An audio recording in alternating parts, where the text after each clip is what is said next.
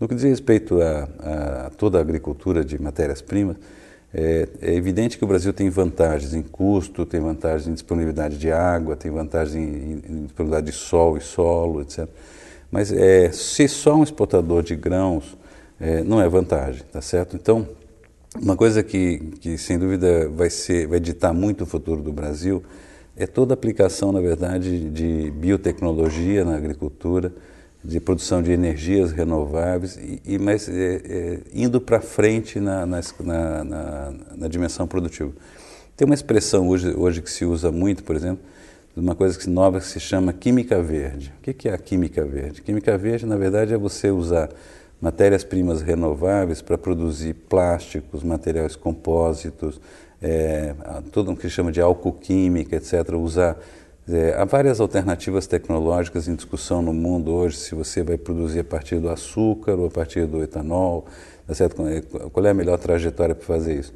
Mas o mundo vive hoje um esforço enorme de superar matérias-primas fósseis, petróleo, não renováveis, por uma química completamente nova, que seja mais sustentável do ponto de vista ambiental, tá certo? E que gere, que é resultado do esforço de desenvolvimento da biotecnologia.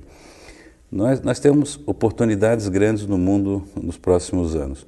Uma delas está acoplada a usar essa nossa base de recursos naturais, de agroindústria, de matérias-primas, para construir, na verdade, uma indústria que seja uma indústria de alta tecnologia, líder mundial, em alguns poucos setores em que talvez a gente tenha chance de liderar. E um desses é essa química verde.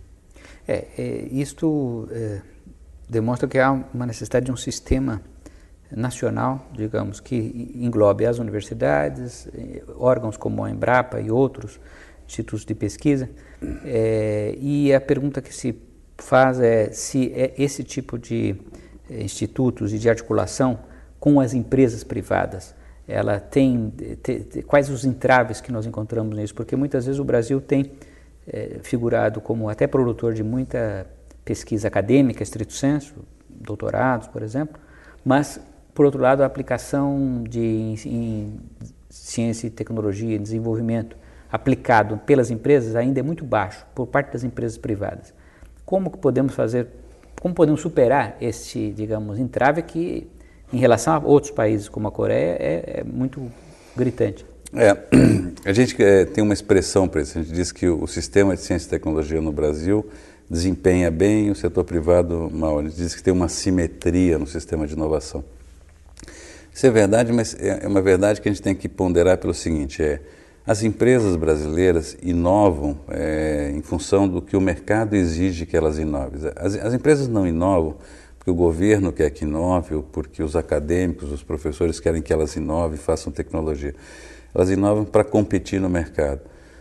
E as empresas brasileiras estão inseridas num contexto econômico que é muito ruim, tá certo? Nós estamos com uma taxa de câmbio hoje de 1,5 e alguma coisa, etc., em relação ao dólar.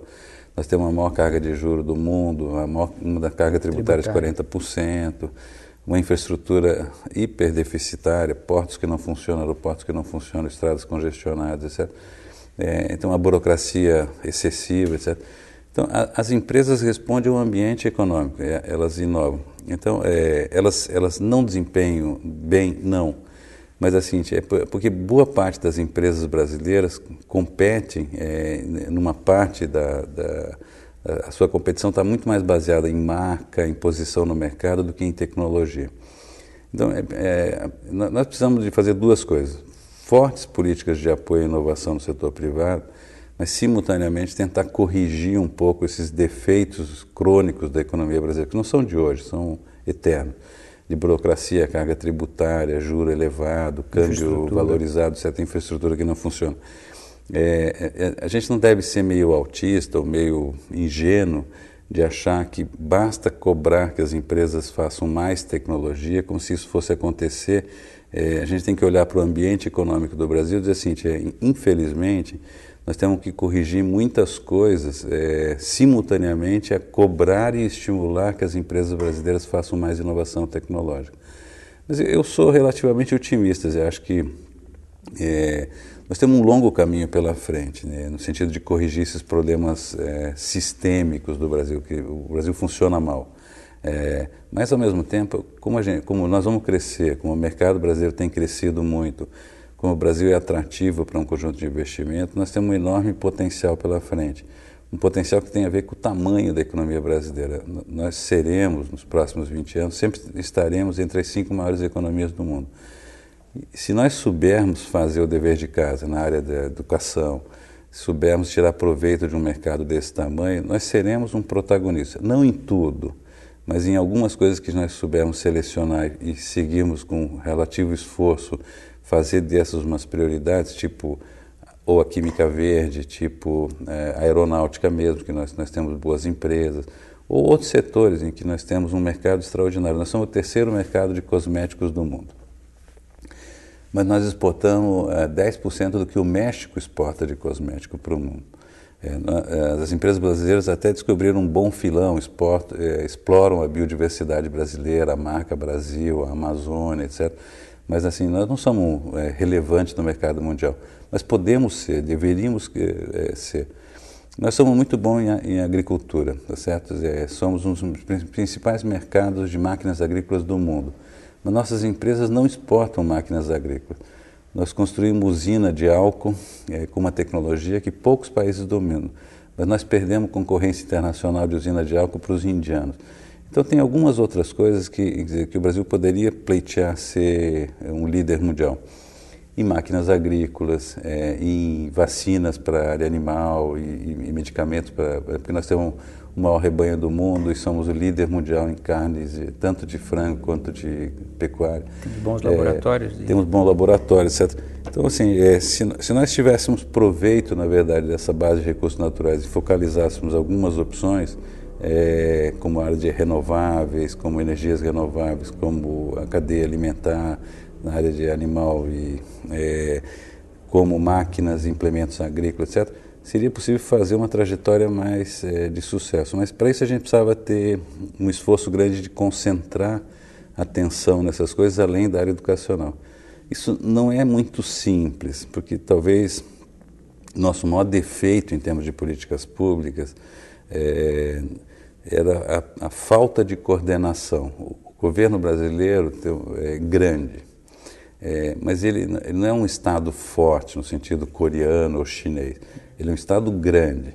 É diferente de um Estado forte. A impressão de que a carga tributária aqui é muito alta, que o Estado é muito forte. Não, o Estado é grande. Mas a capacidade dele de coordenar ações e de se coordenar a si mesmo é muito pequena. É um Estado muito fragmentado, com baixa capacidade de coordenação, baixa capacidade de implementar coisas que tenham resultados. Olha, professor Pacheco, acho que saímos aqui todos mais otimistas depois de ouvir a sua fala, porque percebemos que, a despeito de todos os desafios que encontramos, o Brasil tem perspectivas muito positivas e agradeço muito a sua participação hoje aqui. Obrigado. Isso é um prazer. Eu sou particularmente bastante otimista com relação ao Brasil. Otimista no sentido de que o futuro do Brasil, de crescimento e de inclusão social e de progresso, eu acho que é um futuro, digamos, quase certo. Não quer dizer que isso esteja tudo resolvido, porque a quantidade de coisas a fazer para poder melhorar isso é imensa. Eu acho que os exemplos todos aí que nós vivemos no dia a dia, das dificuldades de coordenar ações de governo, construir uma infraestrutura que preste, melhorar o sistema educacional, são imensas. Mas são desafios próprios do desenvolvimento, assim, são dores do parto, vamos dizer assim. E é saudável que a gente seja estimulado por esses desafios para fazer políticas públicas melhores. Bom, com essas palavras tão positivas e incentivadoras do professor Pacheco, nós convidamos a todos ao próximo Diálogo Sem Fronteira.